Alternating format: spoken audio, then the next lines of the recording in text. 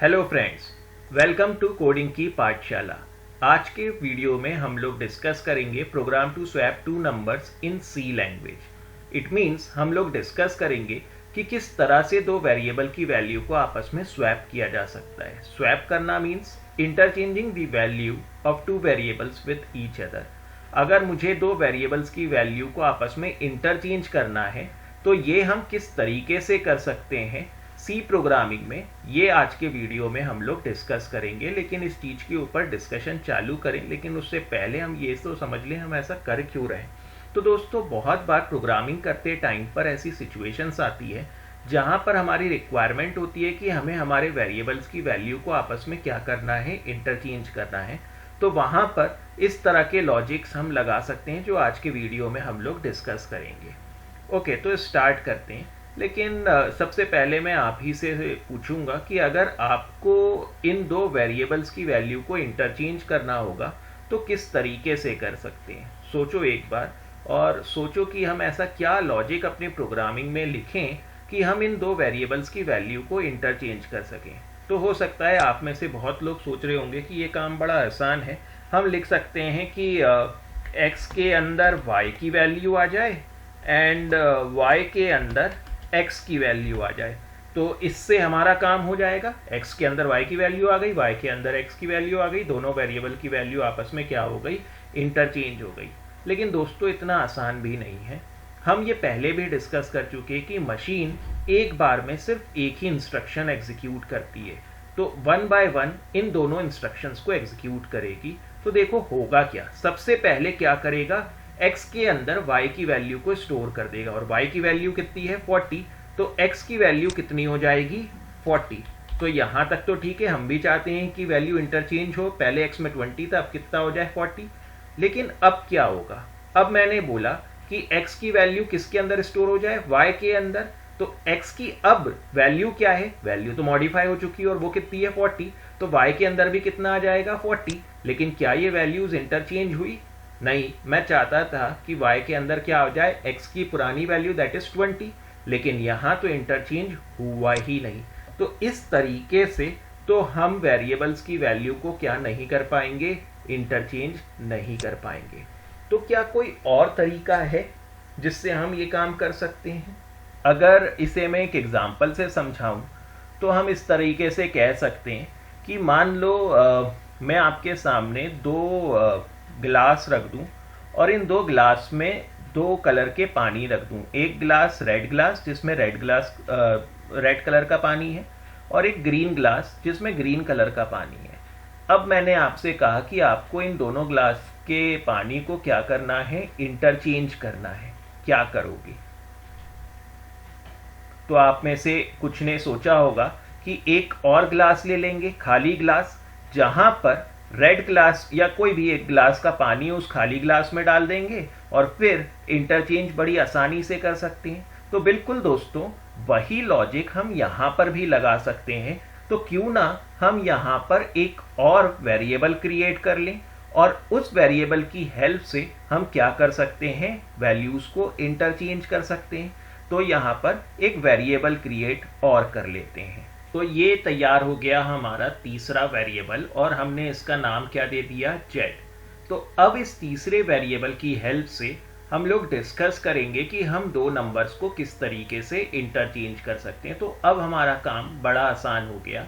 हमें x और y variable की वैल्यूज को आपस में क्या करना था, इंटरचेंज करना था। तो हमने बोला कि मैं ये लॉजिक हटा रहा हूँ क्योंकि ये लॉजिक तो फेल हो गया था, इससे तो काम बना नहीं था। तो मैंने बोला कि z के अंदर क्या स्टोर हो जाए, x की वैल्यू, किसी भी एक वेरिएबल की वैल्यू स्टोर कर सकते हैं। तो खाली ग्लास में किसी भी एक ग्लास का पानी डाल सकते हैं। तो z के अंदर हमने क्या स्टोर कर दिया, x वेरिएबल की वैल्यू। जैसे ही ये लाइन एग्जीक्यूट होगी, क्या करेगा, इस z के अंदर x की वैल्यू स्टोर कर देगा दैट इज 20। फिर मैंने बोला x के अंदर किसकी वैल्यू स्टोर कर दो, y की वैल्यू स्टोर कर दो। तो अब x के अंदर किसकी वैल्यू आ जाएगी, y की वैल्यू। दैट मीन्स इसके अंदर क्या स्टोर हो गया, 40। और फिर फाइनली हमने लिखा कि y के अंदर किसकी वैल्यू आ जाए, z की वैल्यू।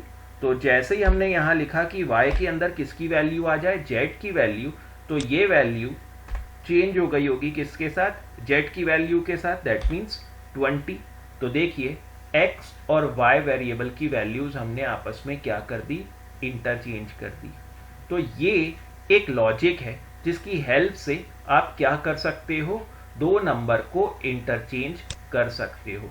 लेकिन इस इंटरचेंजिंग में हमें टोटल कितने वेरिएबल्स का यूज करना पड़ा, 3 वेरिएबल्स का। तो with the help of 3 variables हम क्या कर सकते हैं, 2 वेरिएबल्स की वैल्यू को इंटरचेंज कर सकते हैं। तो मैं यहाँ एक कमेंट भी डाल देता हूँ, interchanging values of variables with the help of third variable. तो एक तीसरे वेरिएबल की मदद से हमने यहाँ पर क्या करा, वैल्यूज को इंटरचेंज करा। लेकिन एक एक्स्ट्रा मेमोरी खर्च हुई, एक और मेमोरी को हमें क्रिएट करना पड़ा, जिसकी हेल्प से हम क्या कर पा रहे थे, दो वैल्यूज को इंटरचेंज कर पा रहे थे। लेकिन अगर मैं कहूँ कि मैं इस तीसरी मेमोरी को क्रिएट करने में इंटरेस्टेड नहीं हूँ, ये मेरे मेमोरी के साइज को बढ़ा देगा, क्या कोई ऐसा तरीका है जहाँ पर मैं दो वेरिएबल को दो ही वेरिएबल की मदद से क्या कर सकूँ, इंटरचेंज कर सकूँ, कोई भी दो वैल्यूज को मैं इंटरचेंज कर दूँ with the help of this 2 variable या without using this third variable. तो बिल्कुल एक और तरीका है जहां पर without using this third variable हम क्या कर सकते हैं, वैल्यूज को इंटरचेंज कर सकते हैं। तो मैं यहां पर हेडिंग डाल देता हूं, interchanging values of variable without using third variable.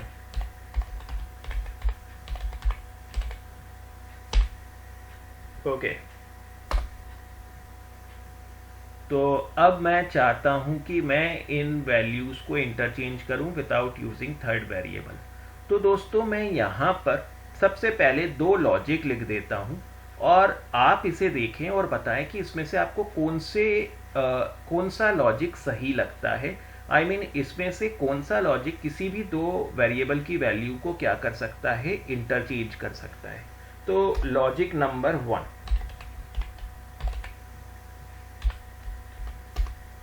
मैंने लिखा x equal to x plus y. Then मैंने लिखा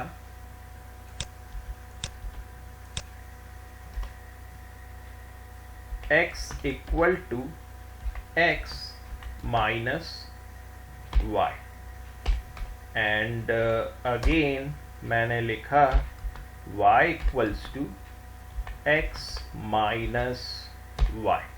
तो ये लॉजिक नंबर 1 था और इसी के साथ में यहाँ लॉजिक नंबर 2 भी लिख देता हूँ, लॉजिक 2। और लॉजिक 2 में मैंने लिखा x equal to x into y, x equal to x divided by y और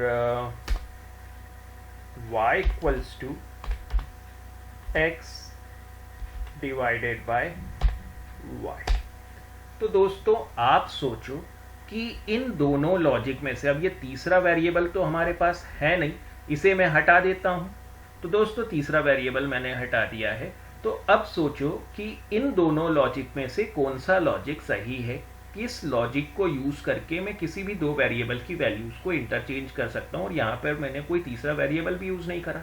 तो देखो इस लॉजिक 1 को देखें, तो लॉजिक 1 क्या किसी भी 2 वेरिएबल की वैल्यू को इंटरचेंज कर देगा? देखें तो x equal to x plus y, यहां पर x की इनिशियल वैल्यू कितनी है, 40। तो मैं यहां पर कहीं मार्क कर देता हूं ताकि हमें बाद में याद रहे कि x की इनिशियल वैल्यू कितनी है, 40, और y की इनिशियल वैल्यू कितनी है, 20। और हमें इन वैल्यूज को क्या करना है, इंटरचेंज करना है।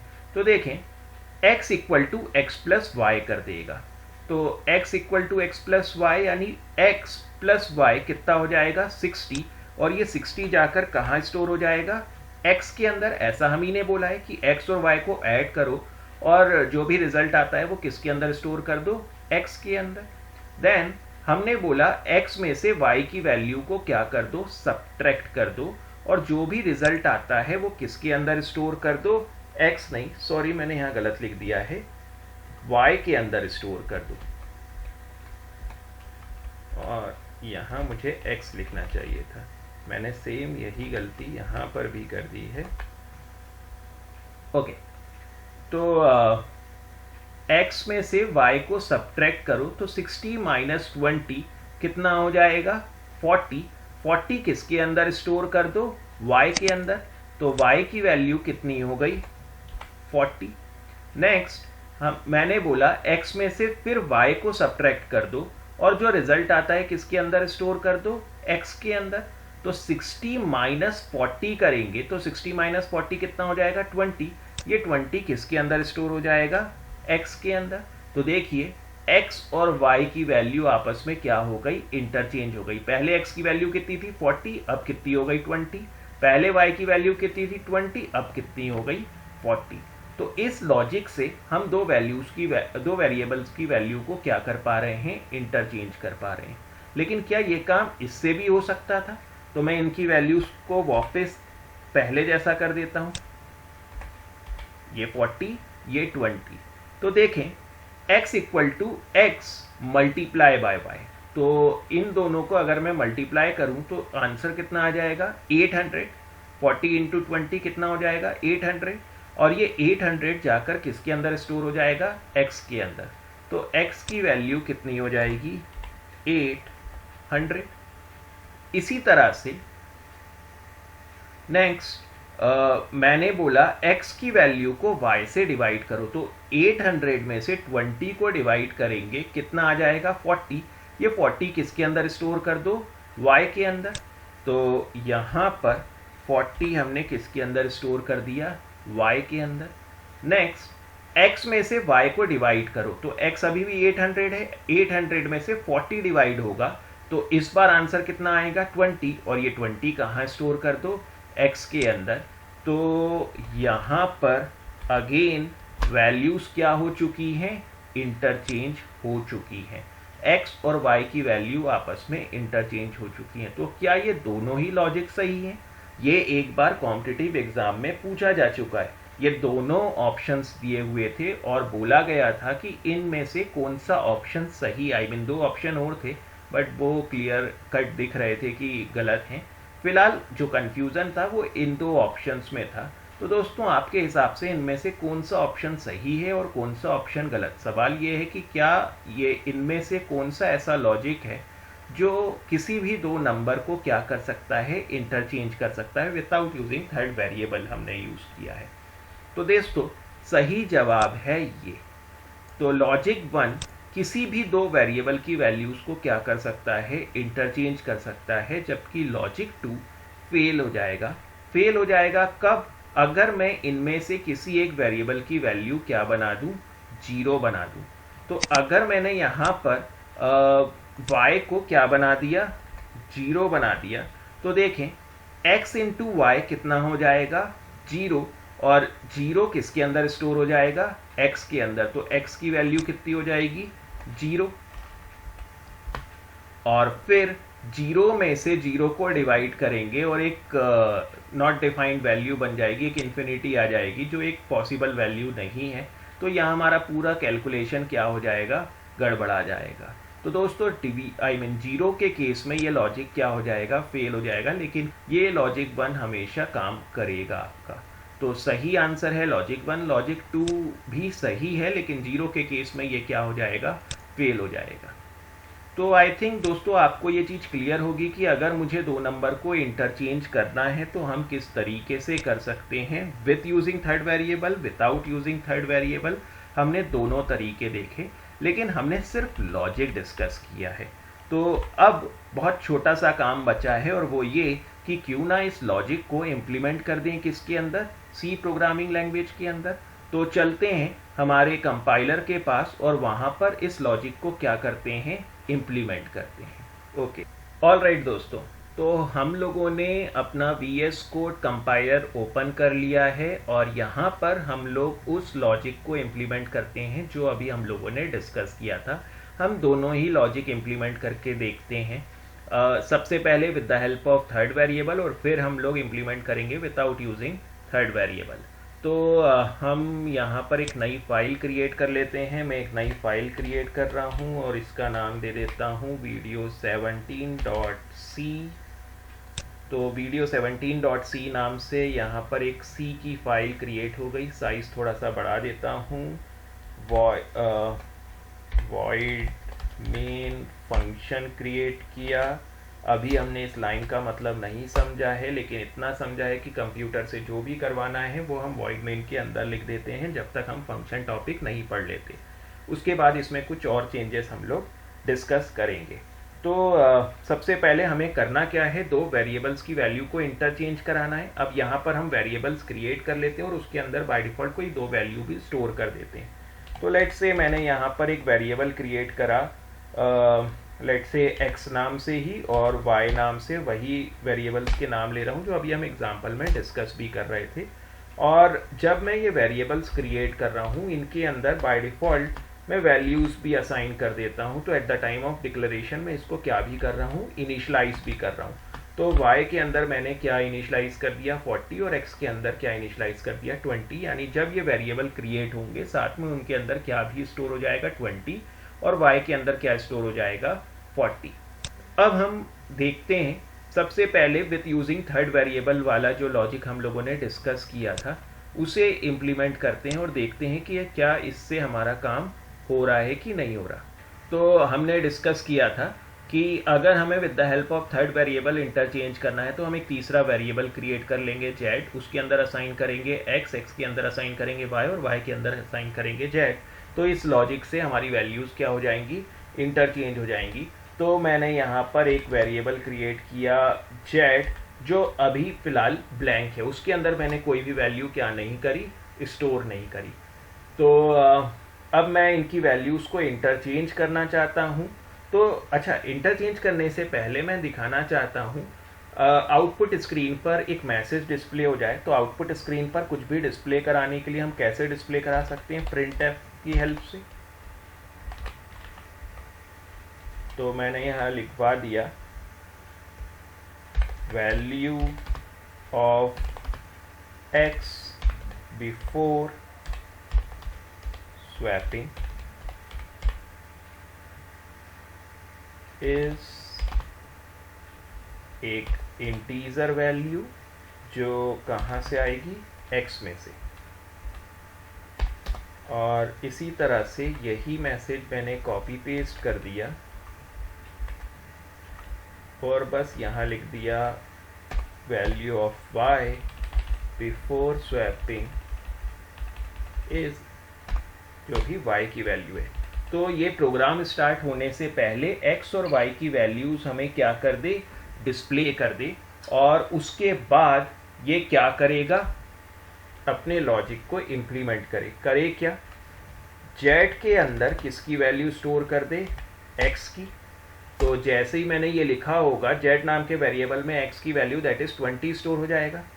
x के अंदर क्या स्टोर कर दे, y की वैल्यू। तो अब x की वैल्यू कितनी हो जाएगी 40 और y के अंदर क्या स्टोर कर दे, x की वैल्यू। तो ये क्या कर देगा z की वैल्यू। तो ये y के अंदर क्या स्टोर कर देगा, z की वैल्यू। और z में हमने क्या स्टोर किया था, x की वैल्यू दैट इज़ 20। तो ये 20 किसके अंदर आ जाएगा, y के अंदर। तो फिर से ये मैसेज प्रिंट करे,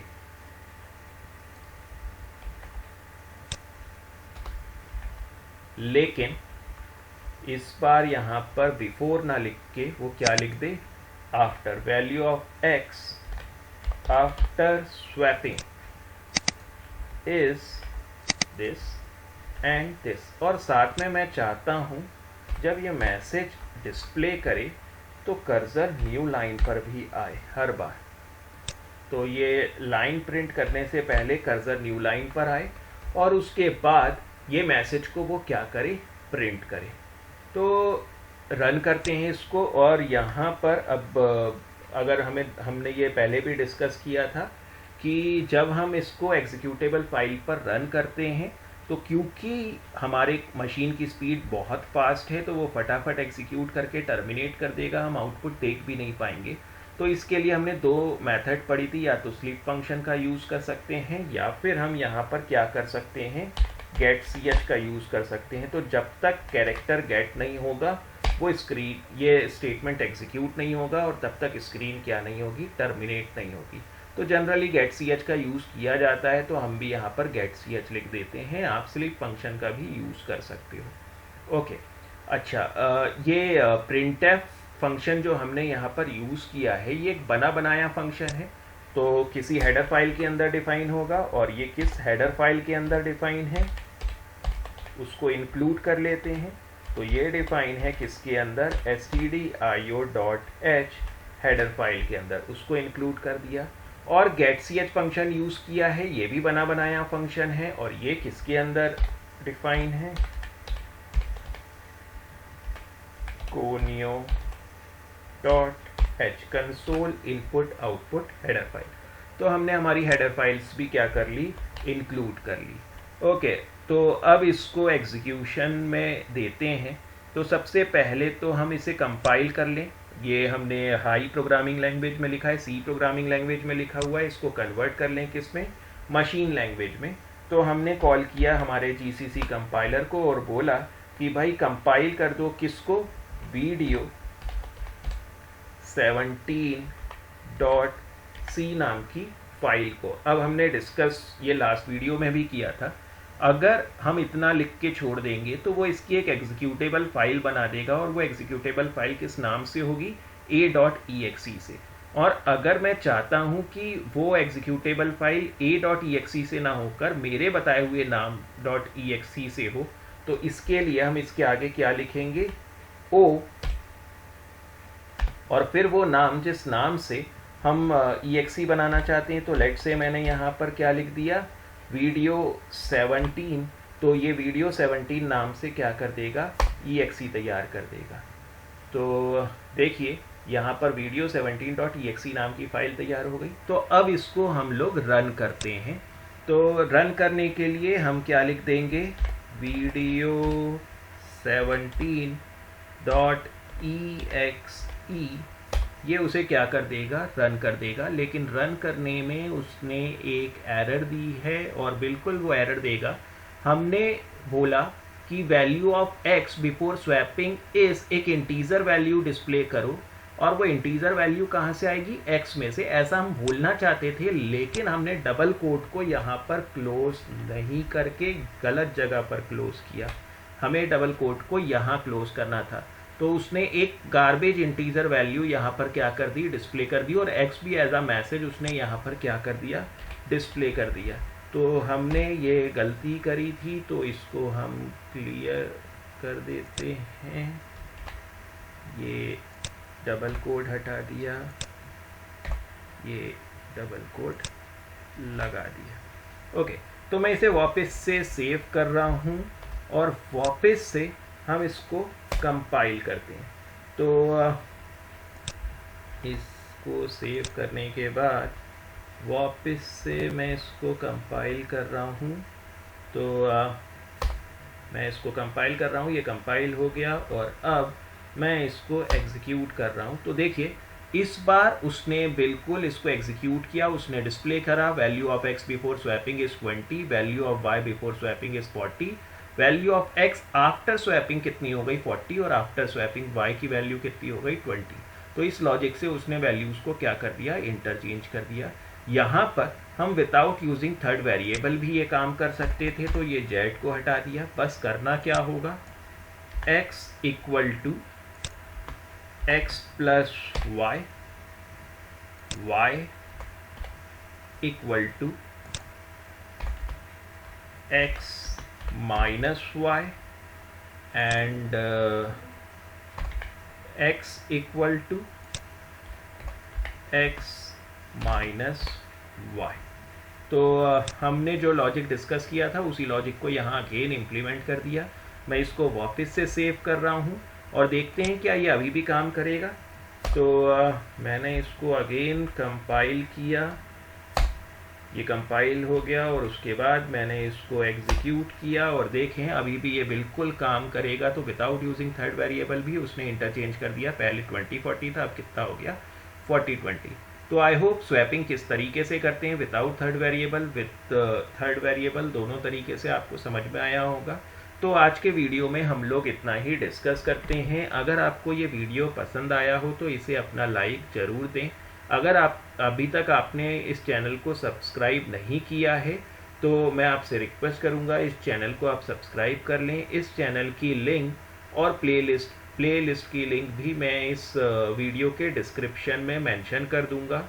अगर आपने पुराने वीडियोस नहीं देखे हैं तो शायद ये वीडियो समझने में आपको दिक्कत होगी, तो मैं आपसे रिक्वेस्ट करूंगा कि आप पहले प्लेलिस्ट पे जाएं और वहाँ पर आप पहले पुराने वीडियोस देखें। मैं आपको यहाँ दिखा भी देता हूँ। तो दोस्तों आप लोग यहाँ YouTube के सर्च बार में सर्च कर सकते हैं कोडिंग की पाठशाला, आपको मेरा चैनल मिल जाएगा, या फिर लिंक तो मैं डिस्क्रिप्शन में मेंशन करूँगा ही।